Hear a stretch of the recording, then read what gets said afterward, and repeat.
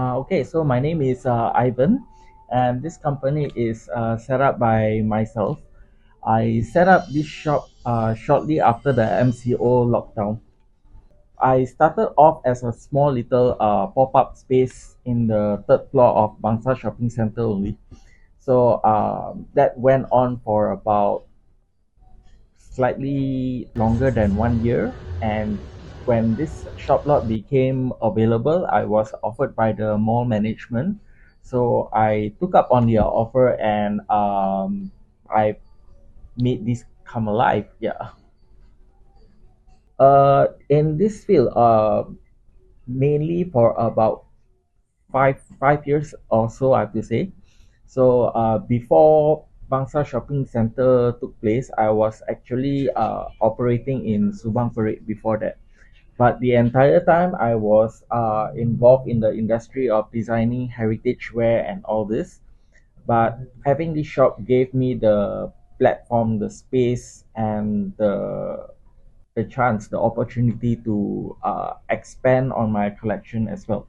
So step by step, bit by bit, I'm slowly building up on my dream. The big picture at the end of the day, I really want to introduce and curate a more cohesive collection, not just in terms of clothes, but everything. I want to be able to dress you head to toe. Uh, so we have a collection of cucuk sanggol, kerongsang, kebaya, kasut manik, and everything all. And also, I want to expand outside of fashion line as well. That's why we offer handicraft items, heritage wear, and these antique pieces as well. So they are all under the big umbrella of Peranakan collection. Yes.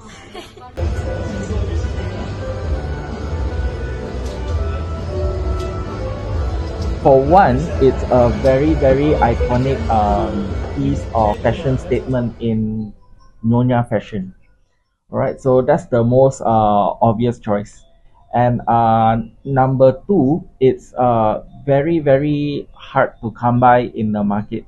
If you are looking for a very good quality pair, it's very hard to come by because it's really a dying industry.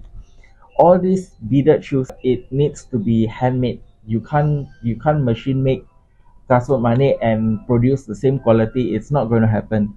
So because of that, it's now quite a dying trade already. Our tukang is all of senior age as well, and younger generation are not showing as much interest towards handicraft industry because it's a very tedious work. To make a pair of beaded shoes, basically it's a three-part process. So the first part, you have the designing side of it. The design is drawn on paper first. So you design all the motif, you choose all the color scheme you want on the shoes and all that. So that's the first part, the designing part of it. Then the second part is the beading work first. Normally we start off with the beading work. So what happens is we draw the entire pattern of the shoe on paper, trace it onto fabric. So normally we use just a plain cross stitch fabric to do it first. So you trace it over to the fabric, then we need to manually stitch the beads onto it to create the entire motif. Once it's done, then we move on to the third part, which is the manufacturing itself. So once you have the head of the shoe done up already, then we go into the construction of the whole shoe. The biggest challenge is definitely the time frame, because to make a single pair of shoe, it takes more than 1 week on average, and depending on the grade of the shoe as well. So we have the normal size of beads, so that's the normal grade. We also have a more exclusive grade, we call it Manik Halus. So Manik Halus, the size of the bead is half the size of a regular bead, so you can imagine how much time it takes to make one panel of the shoe only. And for shoe making, you need to make one pair. There's no room for mistakes, and it's very tedious process. You need to be very patient about it, and at the same time, we cannot rush our artisan as well. What makes it unique is that these shoes are not fast fashion per se. So they are not mass produced. Every shoe tells a story. Every shoe is personal to the owner. So with every design that we bring in all along the way, the past, the present, the future, even future designs as well, every piece is unique to one single piece only. We don't repeat the motif. We don't repeat the color. So you will never find an exact same pair, a second pair. So it promises exclusivity to all our customers.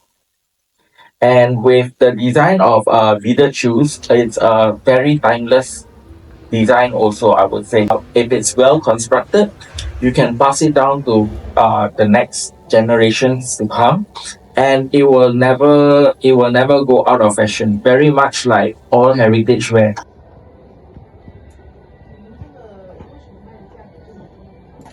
I want to normalize having people wear beaded shoes, heritage wear, kebaya, traditional wear on a daily basis. Right now I feel that people wear this because maybe the price is on the premium side, factors like that. So people tend to just reserve it for special occasions. They wear it for birthdays, Christmas, Chinese New Year, Hari Raya, and whatnot. But if you ask me, this deserves a lot more exposure than that. I want people to wear this on a daily basis and put this on the map. I want tourists to know, to recognize Malaysia for all this heritage wear. Put our country on the map as well to increase the tourism industry. This is what makes Malaysia unique, I feel. Because we are so multicultural, we have so much to offer, we have so much to show off. Why not show it off? Of course, I cannot say it's all on me. I can't say that. A lot of people are behind all of this. I have entire team of different artisans who produce all this beautiful work for me. Because mainly I do a lot of designing work. Then of course I have my tukang sulam, I have my tukang jahit, I have my tukang kasut. All this I can't make this happen without the entire team. The fact that uh this is still being appreciated right now, it's a very good motivation. It's a very good drive for me, and it's definitely encouraging to know that this is not a dead end. Heritage wear is not a dead end, although it needs a lot more exposure. But it's definitely gaining traction from tourists, from local consumers. So I just want to create a bigger demand for it, a bigger exposure for it. Yes.